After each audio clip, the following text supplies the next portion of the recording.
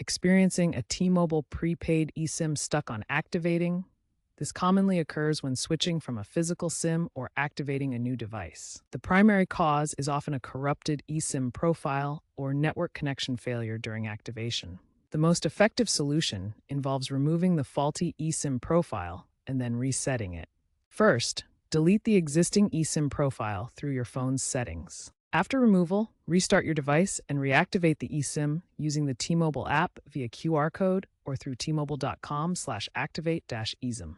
Ensure your prepaid account is active and has sufficient balance. If issues persist, try toggling airplane mode or clearing the T-Mobile app's cache.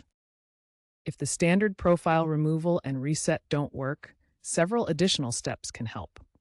Avoid making multiple activation attempts in quick succession, as this can trigger fraud checks on your account. Ensure your device's operating system, whether iOS or Android, is updated to the latest version, as outdated software can cause compatibility issues. Contact T-Mobile support via chat or by calling 611 for manual intervention if the problem continues. They may need to perform a server-side reset. eSIM technology is increasingly used in IoT devices and wearables, and T-Mobile is investing in network upgrades to reduce activation delays. Future solutions may include AI-assisted diagnostics to preemptively resolve activation issues. Keep an eye on FCC guidelines for better eSIM portability across carriers, which can ease transitions. Remember, security experts recommend using a VPN during activation to enhance privacy.